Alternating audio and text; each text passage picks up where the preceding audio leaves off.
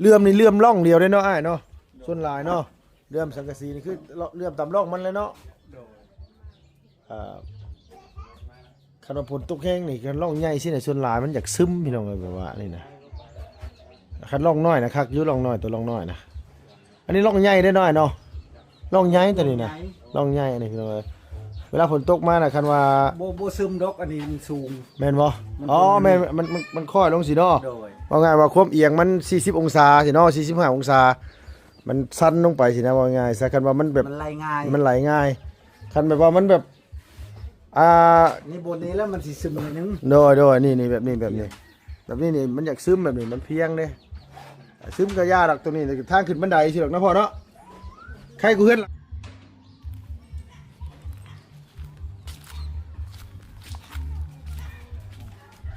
แม่นยังประตูนั่นน่ะแม่นยังนี่น่ะก้อนหินเอามาให้ยังนั่นน่ะไปเอามาติไซนี่มาติเฮือนน้องหัวโอ้ยโดยโอ้ยคือบ่ให้ไอ้บุตรไปเอาเลยพ่อ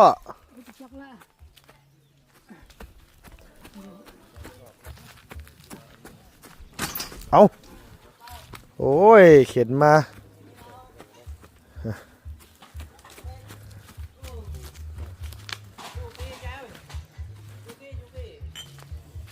ทรายได้เฉพาะปะนี่ทรายได้มาแล้วโดยโอ้ยพี่น้องเอ้ยเมื่อยได้หันน่ะเศร้าเงียบๆอยู่นักเติบได้ดิโน่ใส่เบิ้งไปเทพูดไป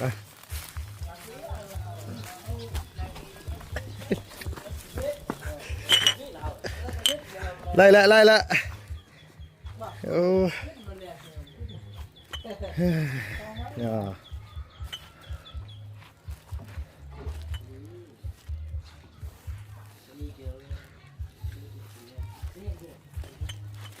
ทรายนี่ลงไปเอาอยู่ห่วยนี่บ่พ่อหรือว่าไปเอาอยู่บ้านที่ไสไปเอาอยู่เซ่มาโดยทั้งไอ้สร้างโมเมนต์ถาดตะปูไว้สร้างโดยมาแม่บุญแน่เอาตะปูไม้เพิ่นแน่ทรายเราลงไปเอาอยู่เซ่มาเลยโดยพี่น้องเอ้ย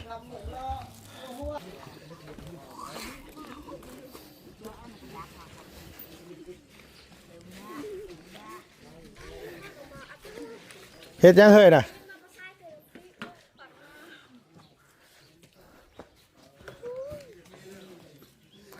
อยู่กับไผยะ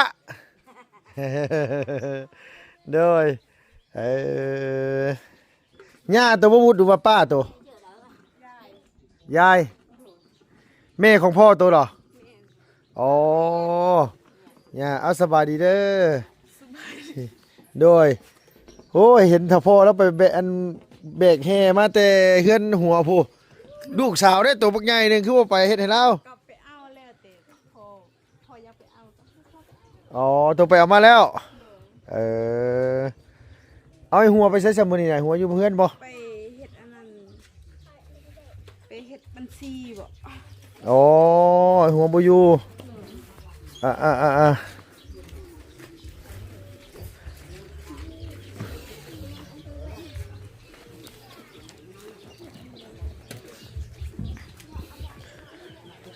เสียงตู้เสียงอันว่าเพลงมื้อนี้เขาเจ้าอันว่า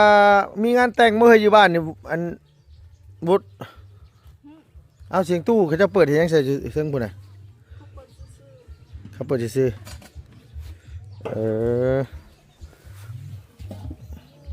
แต่พ่อถ้าพ่อแล้วไม่ได้ไปใส่ปลามื้อนี้เนาะได้ยังกินซะบ่ได้กินแต่นั่นกินแต่นี้กินแต่มีโอ้ยเนาะยืงขึ้นกินแต่มีจังได๋แล้วยังใส่สร้างกินซะกินผักอันนั้นผักผู้ช้างผักหยังผักนั่นน่ะผักกาดกินสมผักกาดแล้วเขาก็ซื้อเองซื้อนั่นซื้อไข่ลูก อ๋อโดยไปนอนอยู่ใช้สมุนเนี่ยตัวน่ะ นอนอยู่หมองเก่าเลย มีเพื่อนหัว โดย ว่าไปนอนอยู่กันอยู่พุ่นนอนกันจะคนสมุนนี่เนาะ 3 คน มีไผ เสาเต็งเลยก็ โตแล้วก็ไม่หัว เสาหัวเลยก็นอก อ๋อยังอยู่3 คน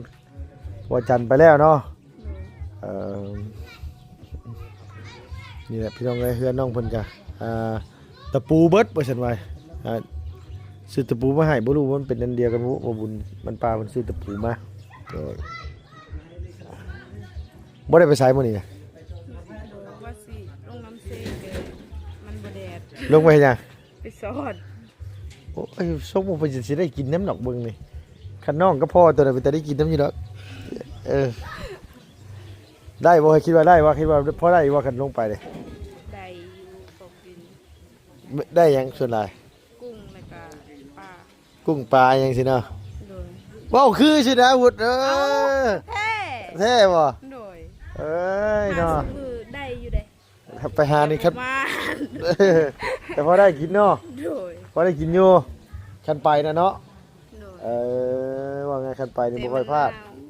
มันยังบ่ทันแดดเดี๋ยวจะไป ว่าไงคือมันอากาศมันเย็นมื้อนี่ โดย ถ้าพอบ่ได้ไปใส่เบ็ดพะ ตอนแรกว่าสิไปใส่ ไปใส่มื้อนี้บ่แล้วเอาหยังใส่ให้แต่เก่า ใส่ขี้กระเดือน มีบ่ขี้เดือนยามนี้กะ มี ไปเอามันที่ใส่วันยามนี้ เคมเซนะบูด โอ้ขี้เดือนอยู่ในเซมีเนาะพ่อเนาะขี้เดือนยามนี้ก็เนาะโอ้ ตามเศษดินชายมีอยู่ โอ้โดยยามนี้มีน้ำนี่โอ้ยมึงคือบ้านนี่เมื่ออะไรพากันต้มยำกินปลาคอกินที่บ้านเอื้อยหันมาบ้านพี่น้องไง เริ่มจะไปแล้ว อันนี้รักหัวอันนี้รักนี่เฮ็ดยังเฉพาะนี่นะ บ่วงนู่น อ๋อ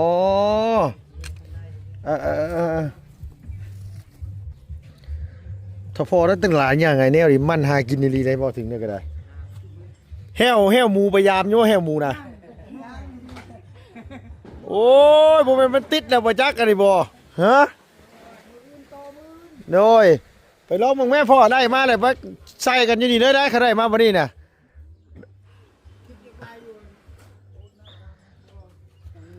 ใส่ไว้หลายอยู่ว่าใส่แห้วหมู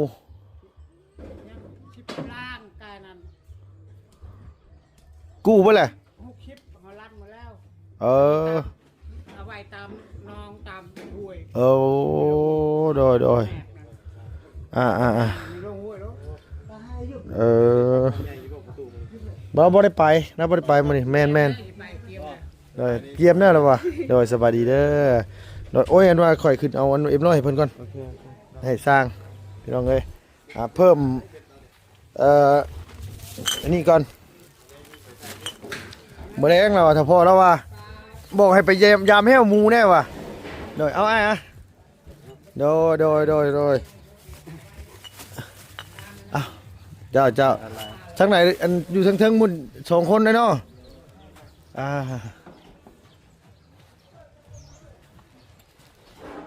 บ่กล้าขึ้นบันไดเลยพี่น้องไอ้บันไดนี่เพิ่นตั้งเที่ยงเนี่ยตรงนะบัดเจ้าของขึ้นบัดเซ่ซ้ายเซ่ขวาได้นี่น่ะน้ำหนักหลายเด้ หันข่อยเว้าอยู่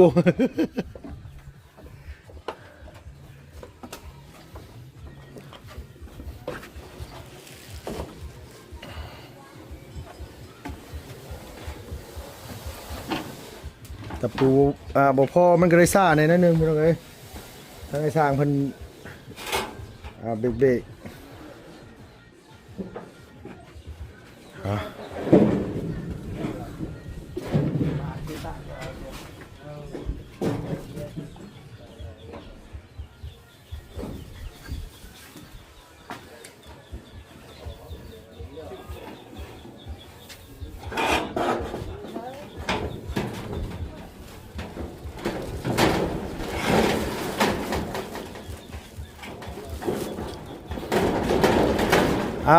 เครื่องสู้กำลัง ขอบใจ โดย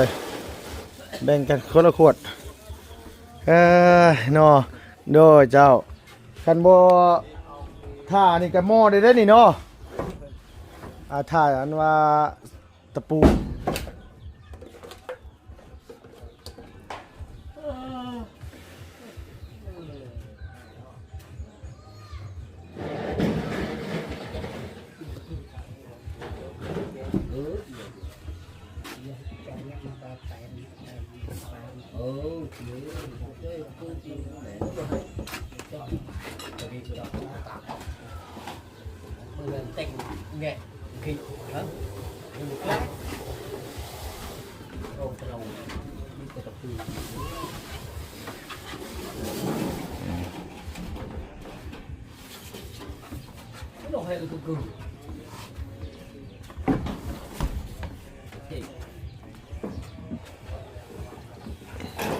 โอ้ระวังได้ระวัง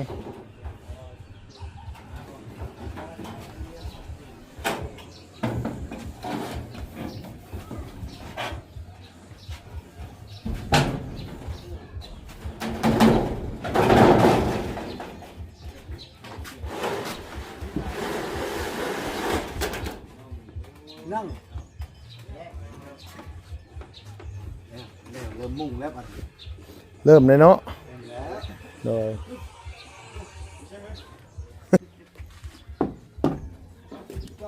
2 โมงแหละ2 โมงพอดีเลยโดย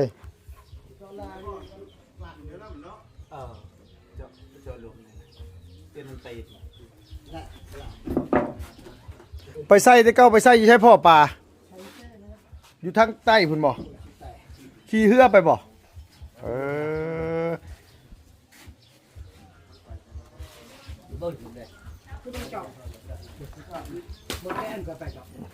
แม่นบ่อ้ายตะปูนี่บ่คนละดอกกันบ่หรือว่าคนละอย่างกันบ่หรือว่าอันเดียวกัน คนละอย่างแล้ว ฮะ ตัวนั้นมันเป็นธงนะ อ๋อตัวนั้นมันดอกน้อยกว่านี้บ่ สำนีกันแต่มันบางยางมันนี่ยางมัน อ๋อย างหน้าคัดกัน โดยตัวนี้มันหนาตัวนี้เนาะ มันน้ำหนักกับน้ำหนักกว่า มัน น้ำหนักตัวนี้แหละเขาติดยางนี่แหละ เนาะ มันมีแต่แบบนี้ตัวเป็นธงนะมันบ่มีมันมีอยู่ผู้บ้านตะโคงผู้อยู่เซโปนผู้ตัวนั้นน่ะ ทานเวียดนั่นได้ โดยฮันเวียดอยู่เซโปนน่ะมีตัวนั้นน่ะแต่มันก็บ่เป็นหยังนะว่าตัวนี้ก็ได้อยู่แล้วว่า ได้ ได้เนาะว่าแต่มันตอกตะปูติดกันมาสังกะสีโรซิ่งนี่ได้แล้วนะน้อยเนาะ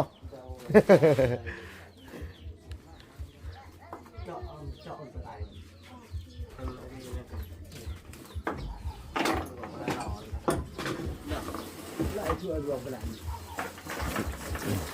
นี่แหละพี่น้องเอ้ย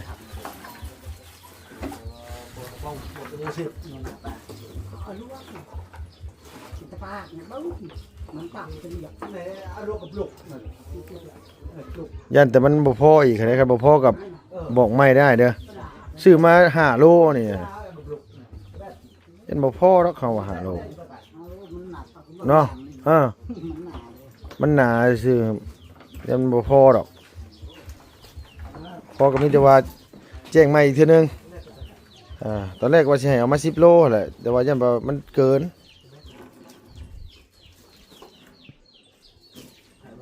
อันนี้10 ทุ่งเลยตอกตะปูมันแต่รุ่นนั้นรุ่นบาง โดย เป็นทุ่งตะปูตัวนั้น ถุงหนึง30ปลายดอกอันนั้นตัวนั้นน่ะถุงหนึงน่ะ10ปลาย30กว่า30กว่าดอก แต่ตัวนี้น่ะจักดอกแต่ว่าแน่ๆคือมันหนาแน่ๆแหละนักอันว่ายางมันนั่นแหละ อย่าง โดยนักยางมันแต่ว่ามันบ่พอกับซื้อมาใหม่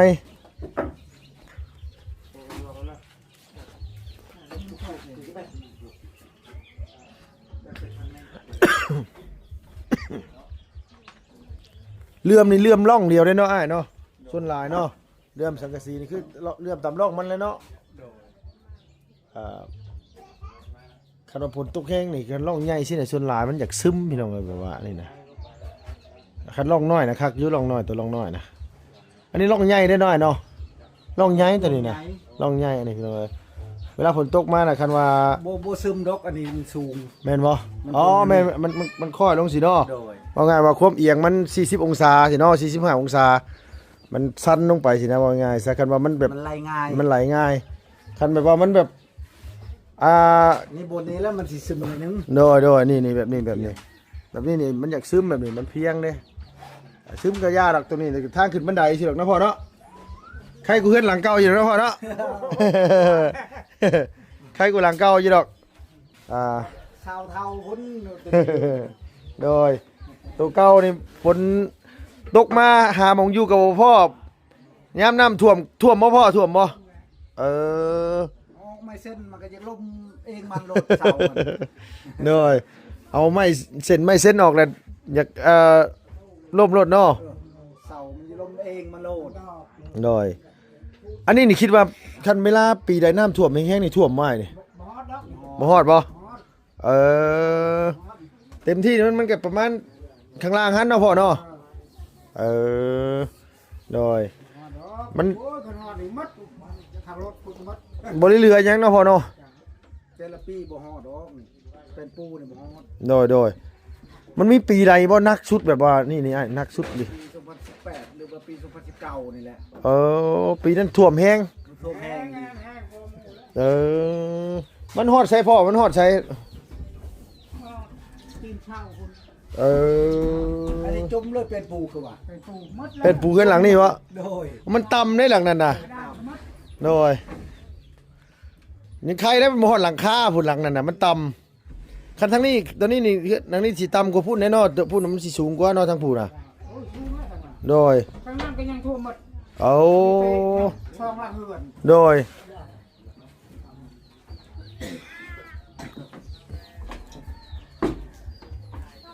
มันมีปีเดียวนั่นที่พ่อที่ผ่านมาน่ะเนาะ โอ้ยโยกไอ้ตอนตะดอกอีดอกคือกูนี่แปะได้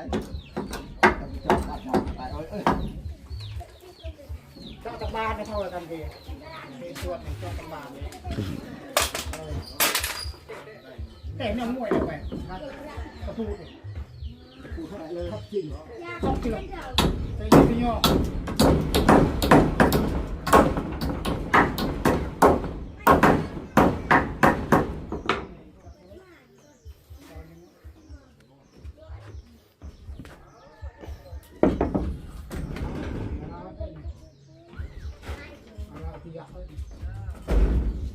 รถกรุงเทพกูจะ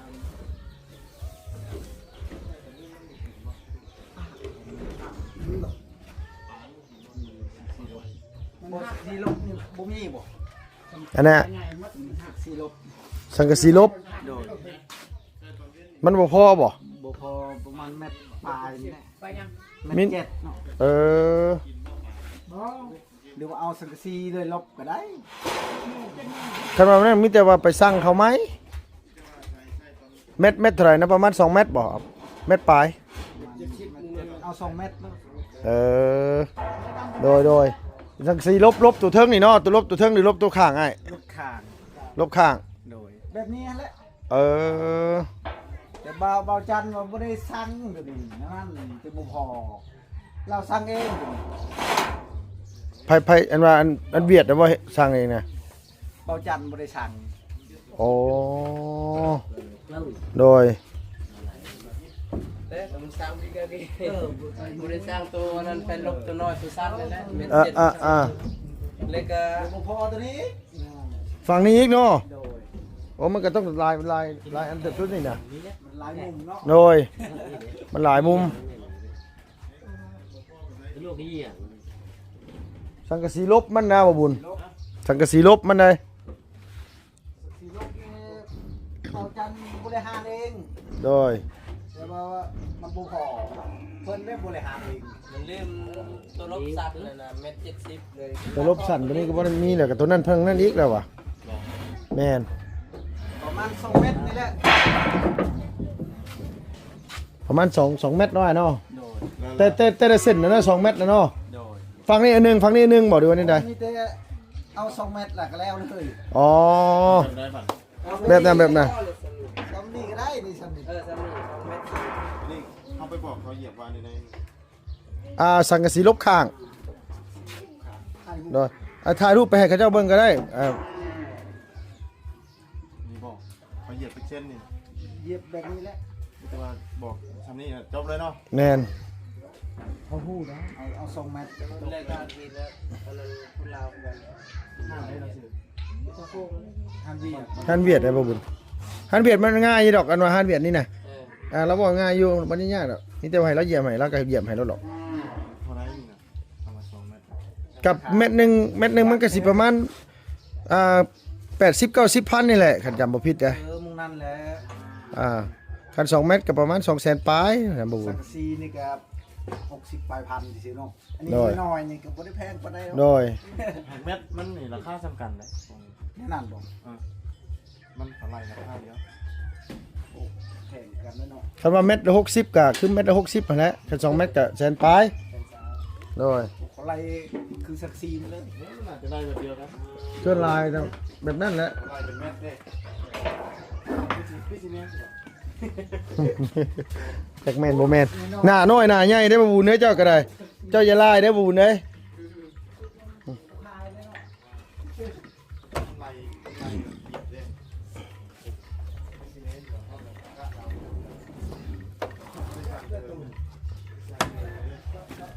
จุไฟเห็นหยังเฮ้ยต้มมีอีกแล้วโอ้ไอ้วาสนาพอจะมีต้ม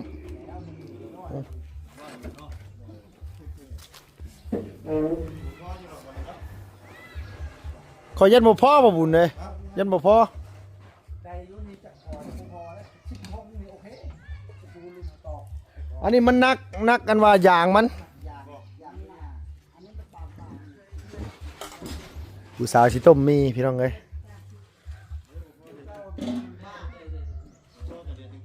แม่นเอาเนาะมาเฮือนน้องบุตรกำลังสิต้มมีกินเองนี่ต้มมีให้สร้าง ต้มมีกินเองบ่ได้กินกับข้าวเช้าหม้อเลยล่ะพี่น้องเอ้ยเฮือนน้องเพิ่นก็ได้ใกล้สิแล้วเลยล่ะมีแต่ว่าถ้ารอพูดแหละพี่น้องเนาะทีมงานขึ้นมาวัดสุขุสุคนจังว่ากันอีกเทีนึงเพื่อนบุตรสบาเฮาเอาเนาะพี่น้องคลิปนี้ก็พอดีมาอัปเดตเพื่อนน้องบุตรเนาะพี่น้องใกล้สิแล้วแหละซื้อตะปูแล้วก็ซื้อพวกM100มาให้ทั้งสร้างเพิ่นน้ำแน่เนาะพี่น้องจังได๋ก็ขอให้อยู่ดีมีแฮงอย่าเจ็บอย่าจนร่ำรวยสุขภาพพระนามัยแข็งแรงพี่น้องเอ้ยอายุมันคนยืนนะพี่น้องขอบคุณในลาพี่น้องที่เข้ามารับมาชมช่องนุ่งเฮิมชาแนลขอบใจหลายๆสำหรับคลิปนี้ไปแล้วพี่น้องบ๊ายบายสบายดีเด้อ